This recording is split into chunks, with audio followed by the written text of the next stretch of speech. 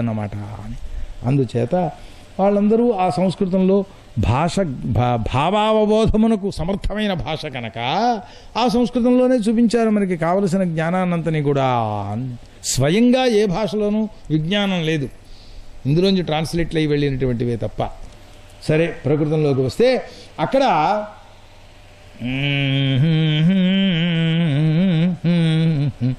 అతడు పరమాత్మ యొక్క మొట్టమొదటి అవతారం ఏదయ్యా అంటే ఇదిగో ఇప్పుడు చెప్పినటువంటిది అన్నారు. అతడు పురుషుడు అని పేరు, పురుషావతారం ఇది. అతడికి కాలము, స్వభావము, ప్రకృతి అయిన 3 రకములైన శక్తులు ఉన్నాయి.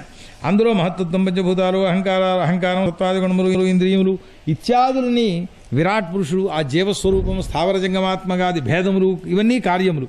శంకరుడు, విష్ణువు, మేమందరం గుణావతారముల ఒక్కొక్క గుణాన్ని అవలంబించి వచ్చిన వారు. దక్ష ప్రజాపతి మొదలైనటువంటి వారు, నారదాది మహర్షులు, వీళ్ళందరూ స్వర్గలోక, ఖేచరలోక, నరలోక, తలలోక ఇత్యాది వాటికన్నింటికీ ప్రభువులైనటువంటి వారిలై కనబడుతున్నారు. గంధర్వ, విద్యాధర, చారణ, యక్ష, రక్ష, సర్ప, పన్నగ ఈ ప్రభృతులైనటువంటివన్నీ కూడా వాటి ప్రభువులందరూ కూడా ఋషి, పితృ, దైత్య, సిద్ధ, దానవ పతులందరూ కూడా ప్రేత, పిశాచ, భూత, కూష్మాండ, జల, జంతు, మృగపక్షి ఈ వీటికన్నింటికీ ప్రభువులైనటువంటి వారు కూడా ఈ జగత్తులో ఏది ఐశ్వర్య తేజోయుక్తమై ఉన్నదో అదంతా ఆ పరమాత్మ యొక్క స్వరూపం. భగవద్గీత అదే కదా చెప్పినది. యద్యద్విభూతిమత్సత్వం, నాదే స్వరూపము అని అక్కడ ఆయన చెప్పాడు కనుక చెప్పారు. బ్రహ్మదేవుడిది ఆయన స్వరూపమేనయ్యా అన్నాడు. అందుచేత నేను ఒక్కొక్కప్పుడు అంటుంటాను వేళాకోళంగా, దొంగ గొప్పవాడయ్యా పోలీసుల కంటేను అని. 100 మంది పోలీసులు పరిగెడుతున్నా వీళ్ళందరికీ దొరకకుండా వెళ్ళే మేధాశక్తి వాళ్ళు ఉంది ఒక్కట్లో. ఆ మేధాశక్తికి నమస్కారం అడిచి దొంగపరం మనకు వద్దు. ఎక్కడ ఉన్నా విభూతిమత్సత్వం, థ్యాంక్స్ దానికి, దాన్ని ఎవరూ కాదనలేరు కదా. అటువంటి స్వరూపం పరమాత్మ ఎక్కడ విశేషం ఉన్నదో అదల్లా పరమాత్మ యొక్క స్వరూపమేనయ్యా. క్షమ, లక్ష్మి, లజ్జ, సంపద, బుద్ధి ఇవన్నీ ఎక్కడెక్కడ ఉన్నా కూడా భగవద్విభూతి, పరమాత్మ యొక్క విభూతి స్వరూపమయ్యా కూడా నారదా. కనుక ఇటుపైన ప్రాధాన్యన పురుషుని యొక్క అవతారాలు కొన్ని చెబుతాను అన్నాడు ఆయన. మొత్తం చెప్పడానికి నా వల్ల ఏమవుతుంది?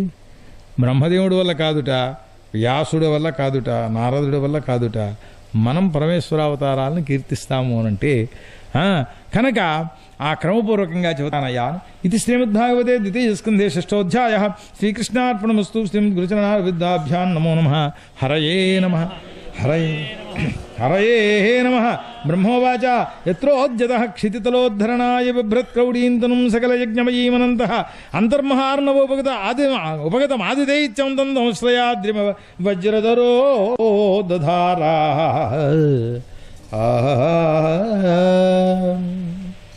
ఇక్కడ బ్రహ్మదేవుడు చెబుతున్నారు, ఆ భగవంతుడు భూమిని ఉద్ధరించడం కోసం వరాహావతారాన్ని ధరించారు. అప్పుడు ఆయన సముద్ర మధ్యంలో ఉంటుండేటువంటి హిరణ్యాక్షుడనే రాక్షసుని సంహరించారయ్యా, కోరతో చీల్చేశాడు అన్నారు ఒకటే మాట.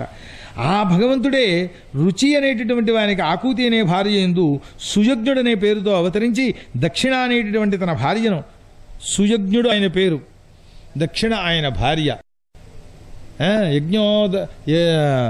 హంతి యజ్ఞ స్వదక్షిణ, భార్య సరి అయినది కాకపోతే ఆ మగవాడు ఎందుకు పనికిరాడు లోకంలో చెబుతారు కదా. దక్షిణ పూర్తిగా లేకపోతే యజ్ఞం విఫలమవుతుంది. వాళ్ళ పేర్లు అవే. అక్కడ పరమాత్మ స్వరూపంగా అవతరించాడు. యజ్ఞో వై విష్ణు అని వేదం చెబుతున్నది అని. కనుక ఆ యజ్ఞస్వరూపుడైనటువంటి వాడై, సుయజ్ఞుడనే పేరు కలిగినటువంటి వాడై, దక్షిణ అనేటటువంటి భార్య యందు సుయములు అనేటటువంటి పుత్రులను, దేవతలను, సుయమములు, యమములు అంటే ఇంద్రియ నిగ్రహాది గుణములు ఏవైతే ఉన్నాయో ఇవన్నీ అక్కడ స్వరూపముగా పుట్టినటువంటి పిల్లలన్నమాట. దీక్ష, దక్షిణతో కూడుకున్నటువంటి యజ్ఞము ఎప్పుడైతే ఏర్పడిందో దాంట్లోకి వచ్చేప్పటికీ నియమాలు ఏర్పడ్డాయి. అయ్యా ఇవాళ భాగవత సప్తాహం మేము వింటాము, ఒక అక్షరం విడిచిపెట్టకుండా చెప్పినదంతాను అన్నారు కనుక ఈ బట్టలు కట్టుకుని ఇక్కడ కూర్చోండి అయ్యా, చొక్కా లెక్కలేదు, బనీన్ లెక్కలేదు, అలా కూర్చుని ఉండండి, చెప్పులు దొరుక్కోకండి అని ఇట్లా కూర్చోబెట్టారు. పగల భోజనాలు చేయకండి అని నియమాలు వచ్చాయి. మేము వినమండి, మాకు అక్కర్లేదు, సంతోషం, ఈ నియమాలు పోయే ఎక్కడి నుంచి. అట్లా దీక్షా నియమాదులు దక్షిణాయజ్ఞముల యొక్క సంబంధంతో వారికి ఉత్పన్నములైనటువంటివి కనుక ఏ యాగమును చేసినా యమాలని పాటించాలయా. స్వరూపమును చూస్తే దానికి ఉండే స్థితి అదన్నమాట. ఆ తర్వాత అతడే ఇంద్రస్వరూపాన్ని ధరించినటువంటి వాడై 3 లోకాలని పీడిస్తూ పీడించేటటువంటి వారిని అపహరించాడు. వారు ఎవరయ్యా అంటే స్వయంభువ మనువు చేత అతడికి హరి అని పేరు పెట్టారట. స్వయంభువ మనువు అతడికి హరి అని పేరు పెట్టారట. ఆ తర్వాత ఆ భగవంతుడే కర్దమ ప్రజాపతి యొక్క గృహంలో దేవహూతి ఎందు కపిలుడి పేరుతో అవతరించి బ్రహ్మ విద్యాోపదేశాన్ని చేశారు. ఈయన సాంఖ్యశాస్త్ర ప్రవర్తక అని పేరు. ఈయన లోకంలో ఉండే సాంఖ్యశాస్త్రానికి ఈయన కాదు కర్త. ఆ కపిలుడు వేరు, అది నిరీశ్వర సాంఖ్యం, ఇది శేశ్వర సాంఖ్యం. భాగవతంలో కానీ పురాణాల్లో కానీ కపిలుడు చెప్పినటువంటి సాంఖ్యం ఎక్కడైనా సరే ఇది శేశ్వర సాంఖ్యం. ఈ కపిలుడు వేరు, ఆ కపిలుడు వేరు అని శంకరాచార్యులు వారు నిరూపణ చేశారు. నేను కాదు చెబుతుండేటటువంటి మాట. అందుచేత కాబట్టి ధైర్యంగా చెప్పేస్తున్నాం. మరోళ్ళు చెబితే ధైర్యంగా ఏమో ఇలా అన్నారండి అనాలి, ఇప్పుడేమో అలా అనక్కర్లేదు. ఆ తర్వాత విశేషం ఏమిటంటే అతడు బ్రహ్మ విద్యను ఉపదేశం చేస్తే సాంఖ్యశాస్త్రాన్ని, ఆమె మోక్షం పొందినది దేవహూతి. వాళ్ళ చరిత్ర వస్తుంది ఎదురా. వాళ్ళు పొందిన సుఖాలు అవన్నీ చూస్తే మనం వెంటనే చచ్చిపోవాలన్నది కోరిక కలుగుతుందన్నమాట. ఆ సుఖములు ఏమిటి, ఆ స్వరూపం ఏమిటి, ఇన్ని కలిగి ఇవన్నీ మాకు వద్దయ్యా అన్నారు వాళ్ళు. అక్కడ విశేషం. కనుక ఆ తర్వాత ఆ పుత్రుడు కావాలి అని చెప్పి అత్రి మహర్షి కోరుకుంటే అక్కడికి వచ్చేటప్పటికి నేను అలాగే నన్ను నీ కొరకు ఇస్తున్నానయ్యా అనన్నారట. మయాతుభ్యమహమేవ దత్త. ఎంత బాగుంటుందో ఆ మాట. అందుచేత దత్తుడైన ఆయన దత్తావతారము అన్నారు. ఇది జ్ఞానబోధావతారము అని పేరు లోకంలో దీనికి. ఆ తర్వాత ఏ పరమాత్మ దత్తస్వరూపుల్లో ఉన్నటువంటి పరమాత్మ పాదపద్మారాధనం చేసినటువంటి వాడే కార్తవీర్యార్జునుడు అనేటటువంటి వాడు, సహస్రార్జునుడు అని పేరు ఆయనకి. సహస్ర బాహువులు కలిగినటువంటి వాడు ఆయన మోక్షాన్ని పొందాడు అన్నారు. కార్తవీర్యార్జునుడు ఒకడే కాదు, ఇంకా చాలామంది ఉన్నారట ఆయన యొక్క అనుగ్రహం వల్ల మోక్షాన్ని పొందినటువంటి వాడు. ఆ తర్వాత నేను పూర్వకాలం తపస్సు చేస్తూ ఉండేటటువంటి సమయంలో ఆ చేసినటువంటి తపస్సునంతని కూడా భగవదర్పణం చేసేస్తే ఆయన సనకాది రూపములలో నా మనస్సులోంచే పుట్టినటువంటి వాడయి. ఎంత ముద్దయిన మాటగా చెప్పుకుంటున్నాడు. ఏ పరమాత్మను నేను సేవించానో ఆయనే ఇగో మా అబ్బాయిలుగా పుట్టాడయ్యా అన్నాడు. ఎంత ఆనందం పొందుతాడు ఆ తండ్రి కొడుకు కనుక యోగ్యమైనటువంటి వ్యక్తిగా మారిన నాడు. నాకేం సంబంధం అని తండ్రి గారి మీద ఎదురు తిరిగేవాడైతే అప్పుడు పొందే ఆనందం మరి కొంతమంది పొందుతుంటారు. మనం ఏం చేస్తాం, మనకు అటువంటి ఆనందాలు వద్దు. ఇదిగో ఇట్లా పొందే ఆనందాన్ని పొందాలి అని కోరిక అన్నమాట. మా అబ్బాయిని అడిగాను నేను, అయినా జీవితంలో ఒక పర్యాయం నువ్వు భాగవత ప్రవచనం చేస్తే సప్తాహ దీక్షతో నేను శ్రవణం చేసే భాగ్యం కలిగించవలసింది అని వారి గురువులను అట్లా ఆశీర్వదించండి అని అడిగాను. అది ఫలిస్తే ఇక జన్మకు పొందవలసింది ఏమీ లేదు. పొందవలసినవి పొందేశాం. మనం వద్దనుకున్నా పొందాం, పొందకూడదనుకున్నా పొందాం, కావాలనుకోకపోయినా పొందాం. ఇవన్నీ కావాలనుకుంటే వచ్చేటువంటివి, వద్దనుకుంటే మానేవి కావు. కనుక పరమేశ్వర దత్తం ఏదైతే అది మనకి శ్రేయస్సు అనుకుని పొందాం. కానీ ఇటువంటి ఇచ్ఛతో ఆ పుత్రుడు అక్కడ కూర్చుని చెబితే అది వినే ఆనందం కలిగితే ఇక అంతకంటే అటుపైన పొందాలనే కోరుకోవడం అనవసరం. ఆ పరమాత్మ దానివల్ల వంశానుగతిగా ఈ భాగవత విద్య అనేటటువంటిది ప్రసరించినట్లు అవుతుంది. దాన్ని పూర్తి మా గురుగారు కాకలెట్టారు నన్ను. బుద్ధి ఉందా లేదా నీకు ఇంత స్ట్రాంగ్గా? ఏమిటయ్యా నీ తర్వాత నీకు ఆ భాగవత సప్తాహాన్ని ఈ ప్రమాణంలో చేసేటటువంటి కొడుకును తయారు చేయకుండా, వాడు శాస్త్రజ్ఞుడై ఉండగా చెయ్యకుండగా ఎంతకాలం ఇట్లా ఊరుకుందాం అనుకుంటున్నావు అని అడిగారు. లంపకాయ కొట్టిన కంటే ఎక్కువ బాధ కలిగింది ఆ మాట. కానీ ఆనందం కూడా కలిగింది. అప్పుడే చెప్పాను, నాయన భాగవతం చూడు, తత్వం చూడు, తర్వాత చూద్దాము అని. అదిగో ఆయన చెప్పుకుంటున్నాడు, నేను తపస్సుతో చేసి ఆ తపస్సునంతని పరమాత్మకే సమర్పణం చేస్తే సనకాది రూపేణ ఇట్లా ప్రాదుర్భావం చెందాడయా అని పరమాత్మ యొక్క అవతారములు వాళ్ళు సనత్కుమారాదులు. అది ఆ విషయాన్ని బ్రహ్మదేవుడు చెప్పుకుంటున్నాడు. అది నాకు చాలా ఆనందాన్ని కలిగింపజేసి ఆ విషయానికి కొంచెం వివరణ చేయవలసి వచ్చిందనమాట. కనుక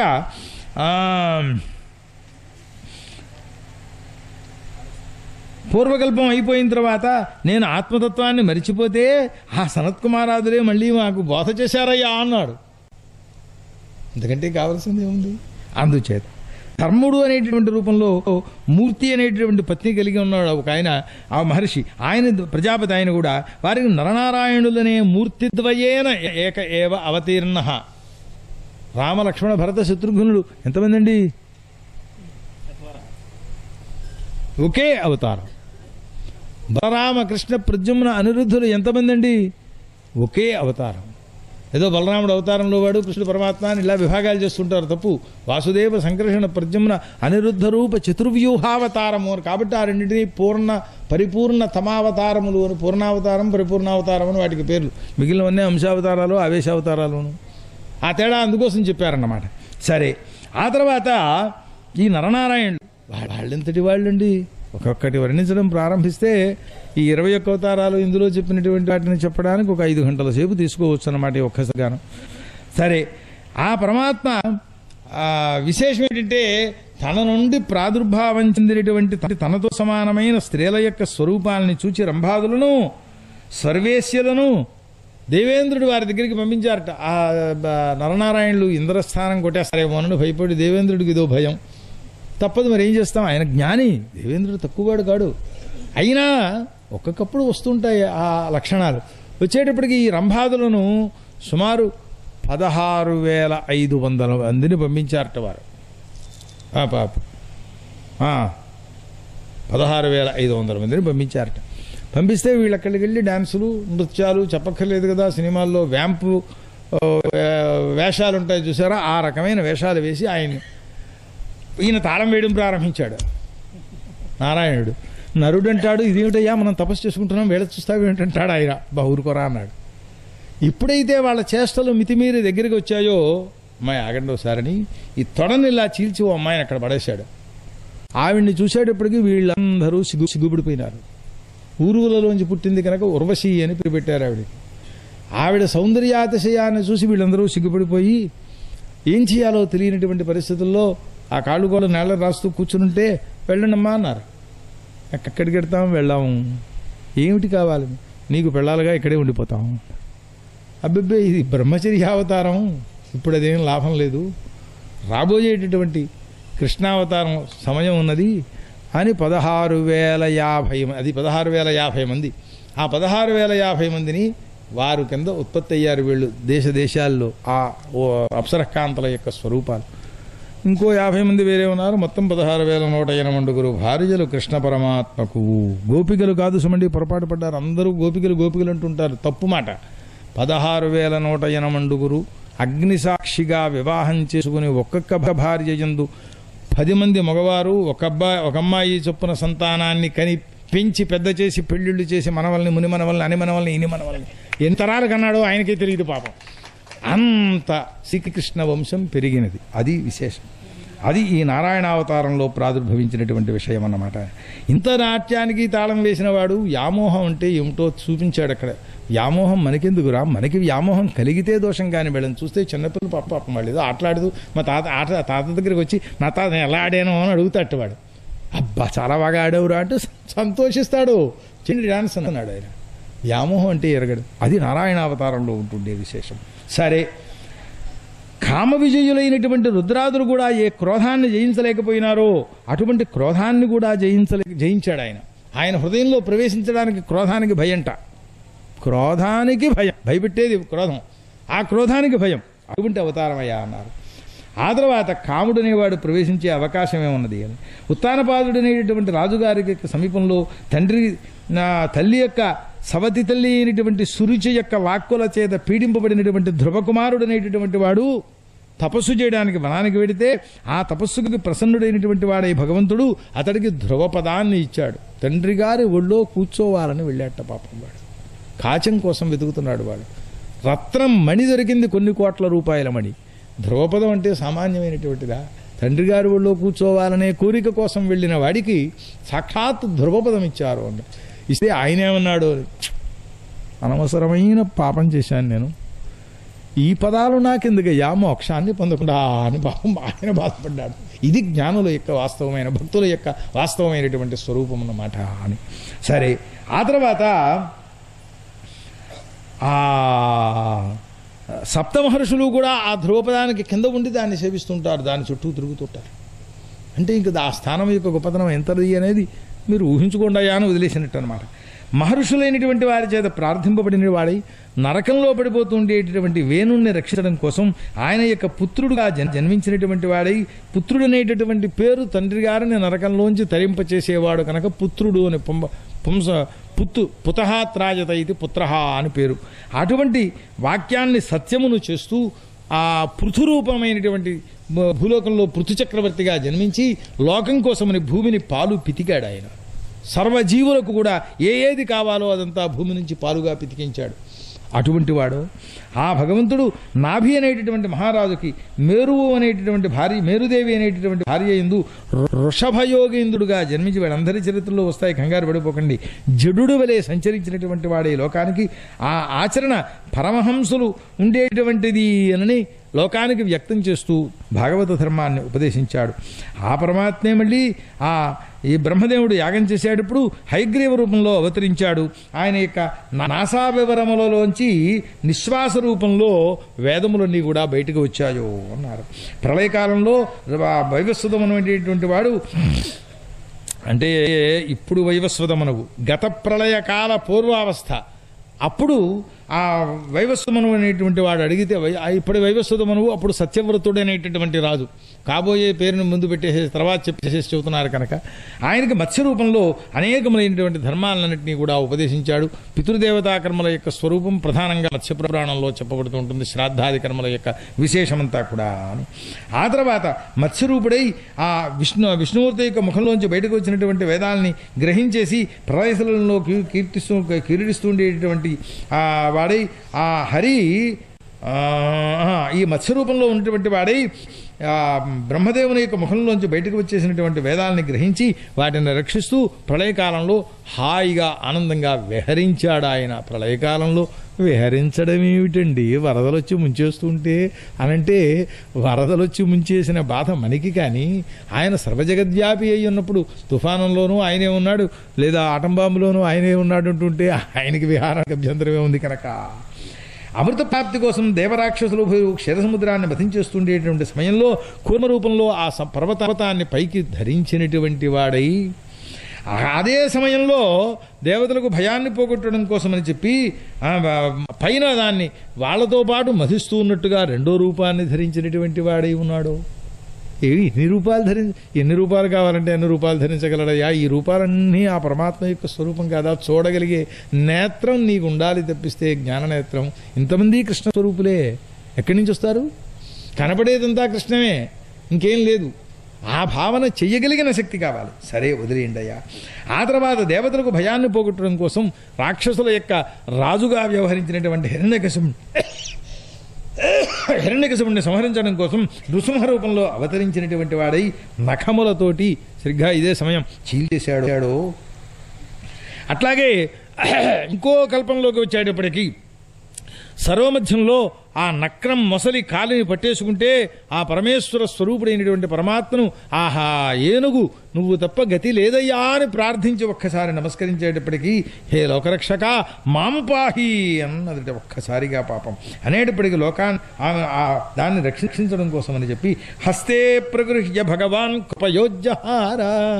ఏం మాటలండి, చేత్తో పట్టుకుని చక్కగా కృపతోటి రా పైకి తీసుకొచ్చాట. ఆ సరోమధ్యంలోంచి 1000 సంవత్సరాలు పూరైన తర్వాత కలిగింది దానికి ఆ జ్ఞానం. కలిగితే వెంటనే వచ్చాడు పాపం ఆయన. ఆ తర్వాత హరి అనేటటువంటి పేరుతో అవతరించాడన్న పాడప్పుడు. హరి అనేటటువంటి పేరు గజేంద్ర మోక్షణాన్ని చేసినటువంటి స్వరూపంది. ఆ తర్వాత ఆదిత్యుల యొక్క మధ్యంలో తాను కూడా చిన్నవాడు, అందరికంటే తర్వాత పుట్టినటువంటి వామన స్వరూపుడు అన్నమాట. ఆ గుణముల చేత చాలా గొప్పవాడు. ఆయన పాదములను ఒక్కొక్క అడుగు ఎదరగా నడుపుతుంటే ఆ వేసిన పక్కకి భూమి ఒడిగిపోవడం ప్రారంభించింది అన్నారు.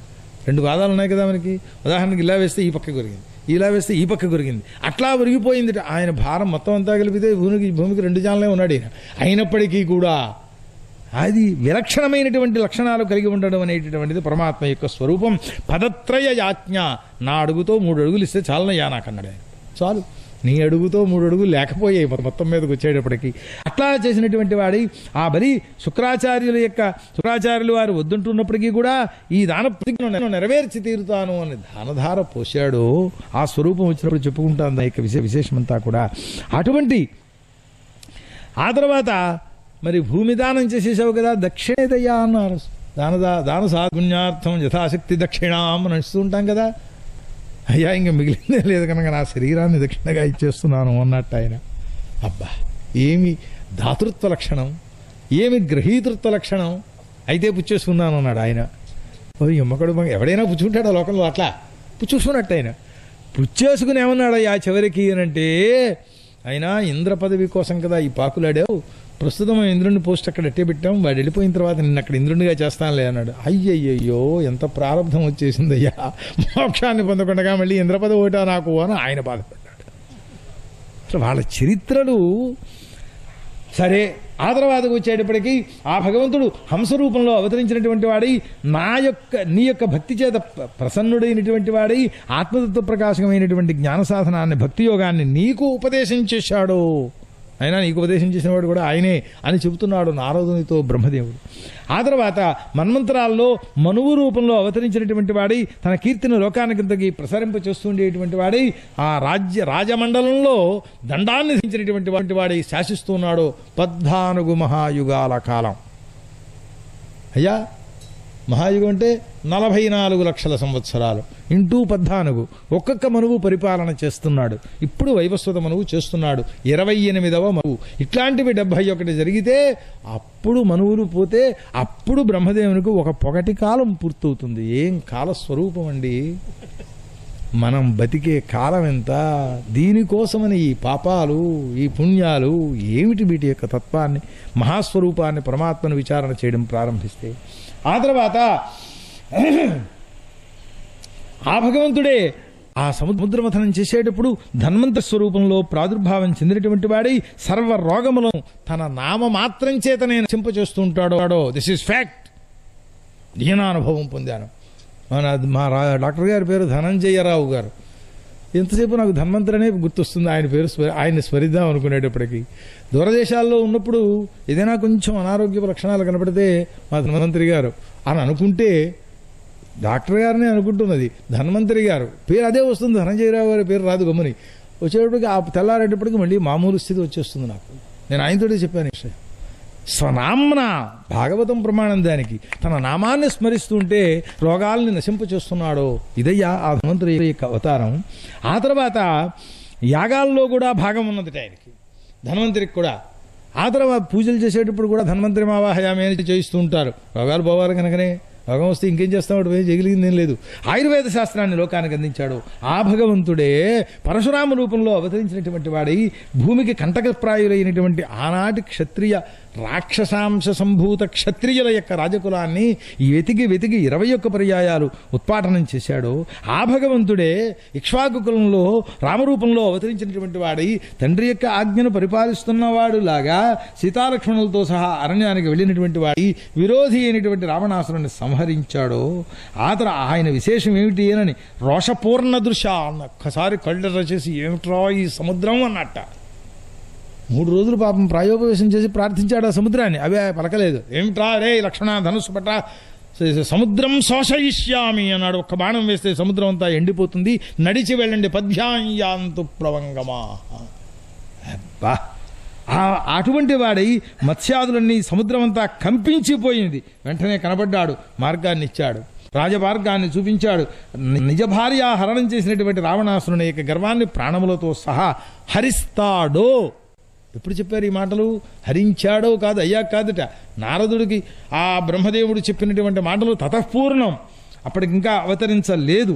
ఆ కృష్ణరూపేణ అవతరించినటువంటి వాడై తర్వాత దైత్యాంశ సంభూతులైనటువంటి రాక్షస భారాన్నంతని కూడా భూలోకానికి పరిత్యజింప చేసినటువంటి వాడై భూమికి దుఃఖనాశం కోసమని చెప్పి భూలోకంలో అనేకమైనటువంటి చరిత్రలను లోకంలో సృష్టి చేస్తాడో. అక్కడికి వచ్చేటప్పుడు కూడా చేశాడో కాదు. యః కరిష్యతి జాతః కరిష్యతి జనానుపలక్ష్య మార్గ. ఆయన యొక్క మార్గం ఏమిటో ఏ జనులు తెలుసుకోలేరట. అట్లాంటి వాడు అతడు సాక్షాత్ ఈశ్వరుడయ్యా. లేకపోతే పురిటి మంచంలో ఉన్నటువంటి రోజులలో ఉండే కుర్రబాడు పూతన ప్రాణహరణం. పూతన వచ్చిందిట. దాని స్వరూపం చూస్తే 8 యోజనము మేర వ్యాపించింది అని వర్ణించారు. 8 మైళ్ళ పొడవు శరీరం, వెడల్పు అర్ధయోజనం. దాని స్వరూపాన్ని చూస్తేనే భయపడి చచ్చిపోతారు ఎవరైనా. అట్లాంటి శరీరంతో వచ్చినటువంటి ఆ రాక్షస యొక్క పాలను తాగుతూ ప్రాణాన్ని హరించేసేసాడు ఆయన. శకటాసురుని పాతనం, మొకాళ్ళతో పాకుతూ ఉండేటటువంటి రోజులలోనే అర్జున వృక్షముల యొక్క పతనం. అట్లాంటి పరమాత్మ విషమయ జలపాన అమృతాన్, ఈ మొదలైనవన్నీ కూడా విషమయ జలాన్ని తాగేశారట హృదయంలో నీళ్ళని. అయ్యయ్యో వీళ్ళు ఇలా అయిపోయినారేమిటి అని ఒక్కసారి అలా చూచారట. చూస్తే వాళ్ళందరూ లేచిపోయారు. ఏమైపోయింది, విషమేమిటయ్యా, విషం ఎక్కడుంది అన్నారు. ఒకటే మాట, అయిపోయింది. అట్లాంటి స్వరూపమైనటువంటి అమృతమయములైన చూపులు కలిగినటువంటి వాడై ఉన్నాడు. యమునాజల శోధనం కోసమని కాళీనాగాన్ని మర్దించాడు.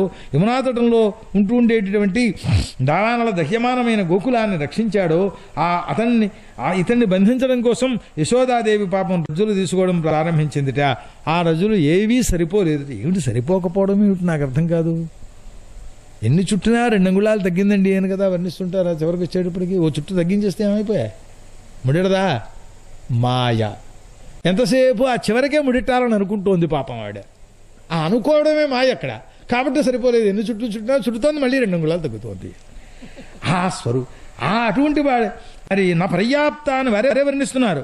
పర్యాప్తం కాకపోవడం ఏమిటి, నేను చూపిస్తాను పర్యాప్తి స్వరూపాన్ని. కుదరదు నాయన.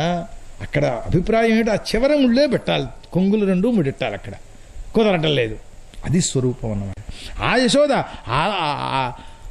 దీని పేరు ఆవరించినటువంటి నోట్లో సర్వ జగత్తులని 14 లోకాలని, అంతేకాదండి అందులో మళ్ళీ భూమండలం, అందులో మళ్ళీ ఓ యశోద కృష్ణుని నోట్లో చూస్తూ ఉండడం, ఆ యశోద నోట్లో ఆ కృష్ణుడి నోట్లో మళ్ళీ శ్రీస్వరూపం కనపడుతూ ఉండడం. నమ్మకం మడ అద్దంలో అంటే చూశాం, కానీ ఇలా ఎక్కడైనా కనపడిందా? కనపడింది కనుకనే పరమాత్మ అన్నామండి. లేకపోతే మాకు తెలియదు, మీకు తెలిస్తే చెప్పండి దాని తత్వం, ఉపాయం ఏమైనా ఉంటే అలాంటి స్వరూపాన్ని చూపించడానికి. మీకు తెలియదు కాబట్టి వాళ్ళు చెప్పిన భక్తి అనే మార్గం పెట్టుకోండి. పరమాత్మ దగ్గరికి వెళ్ళేటప్పటికీ ఏది అశక్యము కాదు అని, సర్వం సిద్ధమే, అశక్యం అనేది ఏం లేదు ఇంకక్కడికి వచ్చేటప్పటికి. కాబట్టి భక్త్యా భాగవతం జ్ఞేయం. వెళ్ళండి, ఆ పరమాత్మను శరణు పొందండి. ఒకవేళ అందులో ఏదైనా తేడా ఉంటే ఆయన చూపిస్తాడు. ఆ చూపించినప్పుడు చూసుకోండి. అంతే తప్పిస్తే సర్వభువన దర్శనము అయ్యేటప్పటికీ ఆవిడకి ఒక్కసారి మనస్సు కంగారు పడిపోయిందిట. నిజైశ్వర్యాన్ని చూపించాడు. ఆ తర్వాత వరుణపాస బద్ధుడైనటువంటి తండ్రిని విముక్తి కలిగింపచేసి తీసుకొచ్చాడు. వ్యోమాసురుడు అనేటువంటి వాడు బిలంలోకి ఆ గోవుల్ని గోపాలకుల్ని మొత్తం అందరినీ చూసేస్తే విడిపింప చేశాడు. అయ్యా మొదటి నుంచి వర్ణనాల్లో రామావతారం దగ్గర అంతా, కృష్ణావతారం దగ్గర అంతా వర్ణిస్తున్నాడు. ఆయన మిగిలిన ఏమైనా వర్ణించాడు? ఆయన కూడా పరిపూర్ణ తమ అవతారములు కనకబాటిని వర్ణిస్తున్నాడు. అట్లా మిగిలినవన్నీ ఇంతంత మాటలతో చెప్పేశాడు. 21 అవతారాలు చెప్పాడు ఇందులో.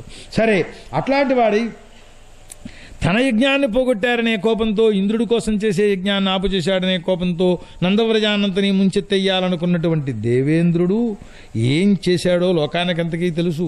ప్రళయకాల వర్ష మేఘాలని పిలిపించి వర్షించండి అన్నట్ట. వర్షించేస్తుంటే ఆ పరమాత్మ సప్తవార్షిక, ఉన్నవి 7 సంవత్సరాల వయస్సు అప్పటికి. 7వ సంవత్సరం నడుస్తూ ఉన్నది, 8వ సంవత్సరం వచ్చి కాదు. అట్లాంటి స్థితిలో గోవర్ధన పర్వతాన్ని పైకెత్తేసినటువంటి వాడయి, ఏమండి పర్వతాన్ని 7 సంవత్సరాల కుర్రవాడు ఎత్తాడా? అబే ఎత్తడం కాదయ్యా, చిటికిన వేల మీద నిలబెట్టాడు అని ఒకడు వాడు. ఇదే సాధ్యమా? కాదు కనుకనే చెప్పామయ్యా, పరమాత్మ దగ్గరికి వెడితే అన్నీ సాధ్యం, మన దగ్గరికి వస్తే అన్నీ అసాధ్యాలే. ఇది స్వరూపం. అందుచేత ఆ తర్వాత రాసక్రీడను చేస్తుండేటటువంటి సమయంలో రాత్రికాలంలో గోపికలతో విహరణిస్తుంటే శంఖచూడుడనే రాక్షసులు వచ్చి ఈ గోపిక అపహరణం చేయడానికి వస్తే వాడి శిరస్సు ఛేదించేస్తాడు. ప్రలంబధేనుక, బక, కేశ, అరిష్ట, కేశి, అరిష్ట, తర్వాత కువలయాపీడ, గజ, కంస, కాలయవన, భౌమాసుర, పౌండ్రక, శాల్వ, ద్వివిధ, వల్బల, దంతవక్ర, అబ్బా వేశారు. ఇంకా పెద్ద విశేషాలన్నీ కూడా. ఆఖరికి రుక్మిణి చంపింది కృష్ణుడు కాదండి, ఎవరు? బలరాముడు. అలాగా బలరాముడు కృష్ణుడు ఇద్దరు నువ్వు అనుకుంటున్నావు కదా, ఇందాక చెప్పాం కదా, ఏకయేవా, అవతారం ఒక్కటే. కాబట్టి ఇవన్నీ ఆ భగవంతుడే. పరాశర మహర్షికి సత్యవతీదేవి యందు ప్రాదుర్భావం చెందినటువంటి వాడై వ్యాసరూపంలో ఆ వేదవృక్షాన్ని శాఖా విభేదములు చేసినటువంటి వాడై వివిధ భాగములుగా కలిగింపచేశాడు. ఆ ఈశ్వరుడే మయాసు నిర్మితమైనటువంటి ఆ నగరిలో 3 పట్టణాలు ఇవి త్రిపురాసురులవి. ఆ త్రిపురాసురుల యొక్క పట్టణాలని మూడింటిని కూడా నశింపచేయడం కోసమని చెప్పి ఒక బుద్ధ రూపంలో అవతరించి పాఖండ ధర్మాన్ని వారికి బోధించారో.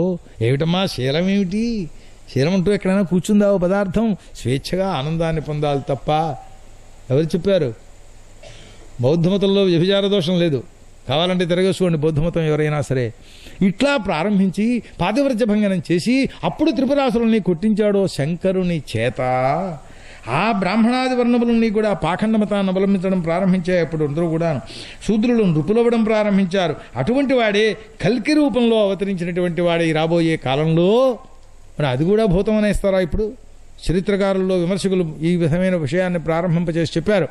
ఆ బుద్ధ చరిత్ర లేకపోతే ఈ బ్రిటిష్ యువరాణి ఆవిడ చరిత్రలు ఇవన్నీ భవిష్య పురాణాలలో ఉన్నప్పుడు ఇవన్నీ చూచి వారు పరిపాలన అయిన తర్వాత ఈ శ్లోకాలను ఎవరో ఇందులో దూర్చారండి అన్నారు. రమ్మనండి, ఈ కలిక యుగంలో ఏ పరమాత్మ యొక్క స్వరూపాన్ని చూచిన తర్వాత ఎవడ ఇందులో దూర్చాడో మాకు చెప్పమనండి. దీనికి సమాధానం చెప్పరు. ఛాందసుడండి అన్నారు ఈ ముక్కడిగితేని వాళ్ళని. ఆ కలికి రూపంలో వచ్చినటువంటి వాడై కలిని నిగ్రహింపచేసి కలియుగ పూర్తిని చేసినటువంటి వాడై సత్యయుగాన్ని మళ్ళీ ప్రారంభింప చేస్తాడో ఆ పరమాత్మ జగత్తును సృష్టి చేయడం కోసమని చెప్పి తపస్సును నన్ను అట్లాగే మరీచ్యాది ప్రజాపతులను నిన్ను ధర్మ విష్ణు మను నృపాదులను చివరికి నాశనం చేయడం కోసం రుద్ర సర్పాది అసురాది రాక్షసులను వీళ్ళందరినీ కూడా సృష్టి చేశాడో. వీరందరూ హరి విభూతులయ్యా అన్నారు. రాక్షసుల్ని తిట్టిపోస్తుంటారు ప్రతి వాళ్ళు కూడాను. అవి కూడా అవసరమే సృష్టిలోకి వచ్చేటప్పటికీ అన్నారు. విషం కూడా అవసరమే. కొన్ని ఔషధులకు మందది, దాన్ని కాదంటే ఎట్లా? పాము కాటు వేస్తే చేతనైన వాడు ఆ పడగని మళ్ళీ వెంటనే పట్టుకుని చేతిలోకి విషాన్ని పెట్టుకుని తాగేస్తే ఈ లోపలికి రక్తంలోకి ప్రసరించినటువంటి విషం నీరుటిగా తయారు చేసేస్తుంటే ఈ జీర్ణకోశంలోకి ప్రవేశించినటువంటి విషం మళ్ళీ దీన్ని రక్తంగా తయారు చేస్తుంటే వాడు చావడు. 2 రోజులు అయ్యేప్పటికి లేచి కూర్చుంటాడు, హాయిగా మామూలు సంచలనం చేసేస్తాడు. విషం ఔషధి కాదంటారు ఏమిటండి? అది కావలసినదే, రాక్షసులు కావలసినటువంటి వారే. అయితే ఏడొచ్చి మనకు ఆ రాక్షసత్వ లక్షణాలు పట్టకూడదు అని మాత్రం కోరుకుంటూ ఉంటాం. అటువంటి పరమాత్మ ఓ నారద ఒకప్పుడు భూమిలో ఉంటూ ఉండేటటువంటి ఎవడైనా ఒక గొప్పవాడు భూమిలో ఎన్ని కణాలు ఉన్నాయి అంటే లెక్క పెట్టవచ్చు. కానీ హరి యొక్క లీలలను వర్ణించడం మాత్రం ఎవడికి శక్యము కాదు. దాని యొక్క అనంతత్వాన్ని నేను ఎరుగుదనయా, మహర్షులు ఎరుగుదురు. ఆ వాటి యొక్క పూర్ణత్వాన్ని చివర ఎక్కడి వరకు అనేది మాకు తెలియదు. 1000 నోళ్లు కలిగినటువంటి ఆదిశేషుడు కూడా దీన్ని వర్ణించలేడు. ఆ ప్రాచీన బర్హి రుభువు అంగుడు ధ్రువుడు ఇక్ష్వాకువు పురూరవుడు ముచుకుందుడు జనకుడు గాధి రఘువు అంబరీషుడు సగరుడు గయుడు యయాతి నేను శంకరుడు ప్రహ్లాదుడు స్వయంభూమను శతరు ఇవన్నీ కూడా ఏమిటివన్నీ కూడాను పరమేశ్వర స్వరూపాలే అన్నాడు ఆయన. ఆయన యొక్క మాయను ఎరగని వాళ్ళం మేమందరము కూడా. చిట్టచివరన వస్తుంది శృతదేవోపాఖ్యానం, అక్కడ దాకా చెప్పుకొచ్చాడు వీళ్ళందరి పేర్లు కూడాను. వీళ్ళందరూ హరిమాయను ఎరుగుము, తత్పారాన్ని పొందేటటువంటి ఉపాయాన్ని ఎరుగుదుము, అంతవరకే.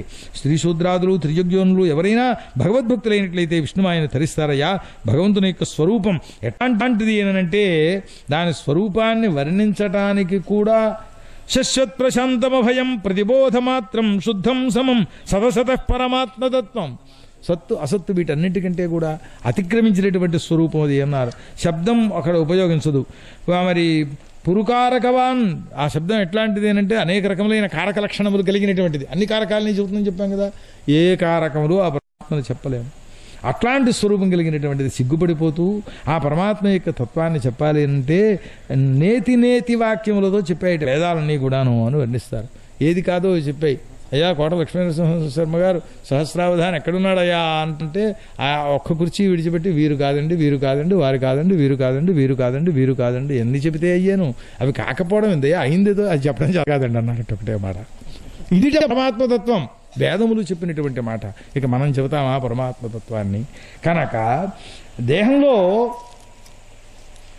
అతడే సమస్తమైనటువంటి కర్మలకు భేదశూన్యము, భేదమును కలిగింపచేసేటువంటిది, జ్ఞానైకరసము, నిర్మలము, మాయాస్వరూపం. ఆ మాయను అతిక్రమిస్తే అప్పుడు పరమాత్మ యొక్క తత్వం మనకి లభిస్తుంది అని అన్నారు. ఇట్లాంటి నిత్యసుఖస్వరూపుడైనటువంటి పరమాత్మను బ్రహ్మ అని మహర్షులు చెప్పారు అన్నారు. అదే పరమాత్మ యొక్క స్వరూపం. అతడే శ్రేష్టమైనటువంటి సర్వకర్మలకు కూడా ఫలమును మనకి ప్రదానం చేసేటటువంటి వాడు. అతడు కృతాది సమస్తమైనటువంటి యుగములలోనూ కూడా శమదబాధులను ఏవైతే పొందాలని చెప్పారో వాటన్నింటికీ కూడా సిద్ధిని కలిగింపచేసేటటువంటి వాడు. అతన్నే స ఏవ భగవాన్ అని సంక్షేపంగా చెప్పానయ్యా నీకు అన్నాడు. ఇప్పటికే 50 శ్లోకాలు అయ్యాయి. సంక్షేపంగా చెప్పేట ఆయన. పాపం మనకి మిగిలిన కథల కంటే ఈ అధ్యాయం కొంచెం ఎక్కువసేపు పెట్టేసింది. భగవంతుడు చెప్పినటువంటి ఈ భాగవతం మయా నీకు సంక్షిప్త చెప్పానయ్యా. ఇది విస్తరపూర్వకంగా లోకానికంతకీ కూడా విస్తరింపచేసి నువ్వు వ్యాపింపచెయ్యి అని అన్నారు. మనుజులకు హరియందు భక్తి కలగాలి, అట్లా వర్ణనం చేయి నువ్వు చేసేదంతా కూడా. హరి మాయావర్ణనం అది విన్న జనుల యొక్క చిత్తమంతా కూడా మాయామోహితం కాకుండా ఉంటుంది. పరమేశ్వరుడి మాయ వింటే మన మనస్సు మాయామోహితం కాకుండా ఉంటుంది.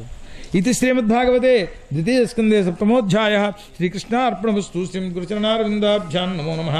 హరయే నమః. హరయే నమః. హరయే నమః. రాజోవాచ బ్రహ్మణా చోదితో బ్రహ్మన్ గుణాఖ్యానే గుణస్య చ యస్మై యస్మై యథా ప్రాహ నారదో దేవదర్శనః. పరీక్షణ మహారాజు అడుగుతున్నారు, బాబావును బ్రహ్మదేవుడు ఇవి లోకంలో ప్రచారం చేయని ఆయన ఎవరికెవరికి ఎలా తెలుస్తుందో అట్లాగా అని. మరి ఎవరెవరికి ఎట్లా తెలుస్తుందో ఎలా చెప్పాడు? నారదుడు ఏం చెప్పాడు అది కూడా చెప్పండి సార్ అన్నాడు. ఇది చిన్న ప్రశ్న అన్నమాట. నారదుడు ఎంతమందికి ఎవరెవరికి ఎట్లా బోధించాడు అని అంటే, ఆయన అది తెలుసుకోవాలనుకుంటున్నాను నేను అన్నారు శ్రీశుకుల వారిని అడిగేటప్పుడు. యథా నేను కృష్ణుడి యందు మనోయోగాన్ని పొందినటువంటి వాడిని శరీరత్యాగాన్ని చెయ్యగలను, అటువంటి స్థితిని కలిగించేటట్టుగా ఆ కథను చెప్పు అన్నారు. విశేషం ఏమిటంటే పరమాత్మ ఆయన లీలాకథలను వినేటటువంటి వాళ్ళ యొక్క హృదయంలో అట్లా స్థిరత్వాన్ని పొంది ఉండిపోతాడట. ఎలా పెడతాడయ్యా లోపలికి? ఇక్కడికి వెళ్ళిపోవాలంటే శ్రవణ మార్గేణ. చెవులు ఎంత సాధనములండి, అవి లోపలికి తీసుకెడతాయిట పరమాత్మను. అక్కడికి వచ్చి అక్కడ ఉంటుండే పాపాలన్నింటినీ ముందు నశింపచేసేస్తాడు. ఆయన ఉంటే అక్కడ అయ్యా ఓ బ్యాటరీ లైట్ వేసామంటే చీకటిలోకి వెళ్ళి అక్కడ ఉంటే చీకటిని పోగొట్టేస్తుంది కదా, ఈయన కూడా లోపలికి వెళ్ళి అక్కడ ఉండే పాపాలను పోగొట్టేస్తాడు అని. దానికి ఉదాహరణ చెబుతారు. శరత్కాలం వచ్చిందనేటప్పటికీ జలములు స్వచ్ఛములు అవుతాయా అవవా? శరత్కాలం వచ్చింది అనేటప్పటికీ నీటి పొరదలు తగ్గిపోవాలి కదా. శరత్కాలం వచ్చి చేసింది ఆ పని అన్నారు. శరత్కాలమే వచ్చి చేసిందో వర్షాలు తగ్గిపోయాయి కనుక నీళ్ళు వరదలన్నీ కిందకి వెళ్ళిపోయి నీరు తేటపడిందో అది ఏదో కారణం కానివ్వండి. ఇది పరమాత్మ స్వరూపం మాత్రం వాస్తవం పాపాలను పోగొడతాడు కనుక అని. కారణం ఏమిటి అని అట్లా చేశాడు కనుక ఈ జనుడు పాపాన్ని పోగొట్టుకున్నవాడై పాపశూన్యుడయ్యాడు. ఇప్పుడు క్లేశాలు లేకుండా ఉంటాడు. అప్పుడు పరమాత్మ పాదముల యందు లగ్నమైన మనస్సు కలిగిన వాడై అవుతాడు. పాపాల లోపల ఉన్నంతసేపు చెప్పుకున్నాం కదా, నిద్ర వస్తుంది దుంపదగా. బృందావనం వెళ్ళి కూర్చున్నా అక్కడికి వెళ్ళేటప్పటికి ఏవేవో ఆలోచనలు వస్తాయి. అవి పోనీ విడిచిపెట్టేస్తే హాయిగా నిద్ర పడుతుంది. అదిగో నిన్న చెప్పారు కదా మన శాస్త్రి గారు కథ, పురాణం అంతా విని ఎవడు రాక్షసుడు అని అడిగేట పాపం వాడు. అట్లాగన్నమాట. కనుక ఆ పరమాత్మ యొక్క నాభిస్థానంలోంచే త్రైలోక్య రూపమైనటువంటి స్వరూపమైన కమలం పుట్టింది. అందులోంచి పుట్టినటువంటి బ్రహ్మ ఆయన యొక్క అనుగ్రహం చేత భూతాలన్నింటినీ కూడా సృష్టింప చేస్తున్నాడు. అతని నుండి ఏ పరమాత్మ నుండి సృష్టిస్థితి ప్రళయాలు జరుగుతున్నాయో అతడే సర్వత్రా సర్వరూపములతోటి వ్యాపించి ఉన్నాడయ్యా. లోకాలు విరాట్ పురుషుని యొక్క అంగముల చేత కల్పింపబడినవి అని వింటున్నాం కదా, అప్పుడే వింటున్నాం కదా అని ఆయన చెబుతున్నాడు కదా అని. అంత అంటే శ్రీశుకుల వారు తాను విన్నాడు, పరీక్షిత్తుకి చెప్పాడు, అవన్నీ వింటున్నాం కదా అని ఆయన అప్పుడే మనస్సుకు పట్టేసిందనమాట. పైగా లోకపాలకులు ఇవన్నీ కూడా ఆ పరమాత్మ యొక్క సృష్టి స్వరూపంలోనేవి అని చెప్పి తెలుసుకున్నాం. బ్రహ్మకల్పనం చేత బ్రహ్మ కల్పములో అవాంతర కృత్యములైనటువంటి కృత్యాలు చాలా ఉన్నాయి బ్రహ్మదేవుడు చేసేటటువంటివి. అందులో ఈ బ్రహ్మకల్పము అంటే దీని పరిణామం ఎంతకాలం ఉంటుంది?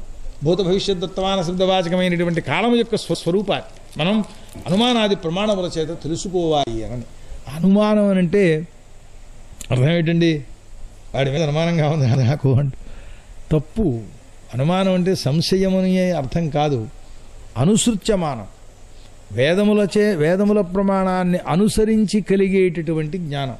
సంస్కృతంలో పదార్థం అదే, సర్కశాస్త్రంలో అనుమానం అంటే అక్కడ కూడా ఇదే అర్థం. ఒక ప్రత్యక్ష కనపడినటువంటి ధూమాన్ని అనుసరించి అక్కడ ఉంటుండే అగ్నిని ప్రమాణంగా వీడు స్వీకరిస్తాడు అని.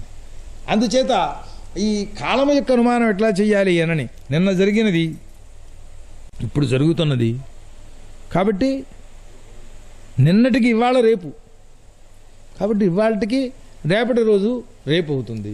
అలా భవిష్యత్ కాలాన్ని కూడా అనుమాన ప్రమాణం చేతను తెలుసుకోవలసింది అని వారు చెప్తారు. దేవతల యొక్క ఆయుర్మానం ఎంత, కాలం యొక్క గతి ఎంత, కర్మల యొక్క స్వభావం గతి ఎట్లాంటిది, సత్వాది గుణములు ఎట్లా పరిణమిస్తాయి, దేవాది రూపములను పొందాలి అనంటే జీవుల్లో ఎవరు అధికారి అవుతాడు, నేను ఇంద్రుణ్ణి కావాలి అవ్వచ్చు, అదేం పెద్ద శ్రమ లేదు. అట్లా పృథ్వీ పాతాళ దిక్కు, ఆకాశ గ్రహ నక్షత్ర గిరి నదీ నద సముద్ర ద్వీప ఉత్పత్తులు ఇవన్నీ కూడా జీవుల యొక్క ఉత్పత్తి అనంటారు దాన్ని. బ్రహ్మాండ ప్రమాణం. అందులో మహాత్ములు ఎంతమందో 4 వర్ణాశ్రమంలో యొక్క ధర్మాలు, హరే అవతారాలు, యుగములు, ఆ యుగ ప్రమాణాలు, ఆ యుగ ధర్మాలు, మనుష్యులకు అందరికీ సరిపడేటటువంటి సామాన్య ధర్మాలు, రాజర్షి ధర్మాలు, ఆపద్ధర్మాలు, తత్వములు ఎన్నేటి సంఖ్యానం చేయడం, పురుషారాధన ఎట్లా చేయాలి, అష్టాంగ యోగం ఎట్లా ఉంటుంది, యోగేశ్వరులు ఐశ్వర్యం చేత ఎట్లాంటి గతులను పొందుతారు, అర్చిరాది మార్గాలు ఇవేని చెబుతుంటారే, అట్లాగే వేదాలు, ఉపవేదాలు, ధర్మశాస్త్రాలు, ఇతిహాసాలు, పురాణాలు, స్వరూపాలు, ఈ భూతముల యొక్క అవాంతర ప్రళయం, మహాప్రళయం, వైదిక కర్మలు, వాపికూప తటాకాది, దేవతా నిర్మాణాది, దేవాలయ నిర్మాణాది స్వరూపాలు, ఇవన్నీ కూడా కామ్యకర్మలు. అవన్నీ త్రివర్గాన్ని అంటే ధర్మార్థ కామములను కలిగింపచేసేటటువంటివి. ఆ తర్వాత మాయను విడిచిపెట్టి ప్రళయంలో ఉదాసీనుడై ఉంటాడు పరమాత్మ అని. ఓ భగవన్, ఇవన్నీ కూడా నాకు వివరించి చెప్పవయ్యా యథాక్రమంగా అడిగిన ప్రశ్నలన్నింటినీ కూడా అని చెప్పి అడిగాడు పరీక్షణ్ మహారాజు. అయితే ఎందువల్ల అని, నువ్వు బ్రహ్మతుల్యుడు, సాక్షాత్ బ్రహ్మస్వరూపుడవే కనుక వాటినన్నింటినీ కూడా తెలిసినటువంటి వాడవు నువ్వు. తెలిసిన వాడవు నువ్వు, చెప్పకపోతే తెలియని వాడికి నాకెట్లా తెలుస్తుంది? అందులో హరి యొక్క అవతార కథామృతాలన్నీ కూడా వస్తాయి. ఇప్పుడు నాకు పరిస్థితి ఏమిటి అంటే, పిబతః అచ్యుత పీయూషం, ఆ అమృత అచ్యుతుడు ఆ పదంలోనే ఉన్నది, నాశరహితుడు అని.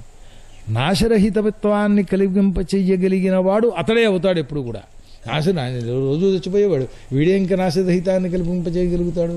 కనుక ఆ అచ్యుతుడనేటటువంటి వాడి యొక్క పీయూషం ఇది కథామృతం. దీన్ని తాగుతుంటూడే అన్యత్ర కుపితా ద్విజాత్, ఎవడైనా బ్రాహ్మణుడు కోపం వస్తే వాడు శపిస్తాడేమో అని ఆ ఒక్క భయమే తప్ప నాకు బ్రహ్మన్ అనశనాత్ అమీ పరాయంతి అన్నారు. ఈ ప్రాణములు తిండి లేకపోయినా, ఆహారం లేకపోయినా, మంచినీళ్ళు లేకపోయినా నాకేం శ్రమ పొందటం లేదు, హాయిగా ఉన్నాను. పరీక్షణ్ మహారాజ్ చెబుతుండేటటువంటి మాట అన్నమాట. కనుక వ్యాకులత్వం లేదు నాకు ఇప్పుడు అన్నారు అని ఇలా ఎప్పుడైతే అడిగారో సూతులు వారు చెబుతున్నారు శౌనకాదులతోటి పరీక్షితుడి యొక్క ప్రశ్నకు సుఖముని చాలా ప్రసన్నుడైనాడు. చాలా మంచి మాటలు అడిగావయ్యా, అది చెప్పినందువల్ల ఆ హరిని క్షణక్షణము గానం చేసేటువంటి స్వరూపం కలుగుతుంది నాకు. బ్రహ్మదేవుని చేత చెప్పబడిన విష్ణుమూర్తే బ్రహ్మదేవునికి చెప్పారు వేదతుల్యమైనటువంటి భాగవత స్వరూపమైనటువంటి పురాణాన్ని ఆయనకి. అది పరీక్షిత్తు వేసినటువంటి ప్రశ్నలకు సమాధానం అన్నమాట ఈ ప్రస్తావ క్రమంలో. కనుక దాన్ని చెబుతాము అని ప్రారంభిస్తున్నారు ఆ శ్రీశుకాచార్యుల వారు. ఇది శ్రీమద్భాగవతే ద్వితీయ స్కంధే అష్టమోధ్యాయ. శ్రీకృష్ణార్పణమస్తు. శ్రీమద్గురుచరణ అరవిందాభ్యాం నమో నమః. హరయే నమః. హరయే నమః. హరయే నమః. శ్రీశుకోవాచ ఆత్మాయామృతే రాజన్ పరస్యానుభవాత్మనః నఘటేతార్థ సంబంధ స్వప్నదృష్టురివాంజసా.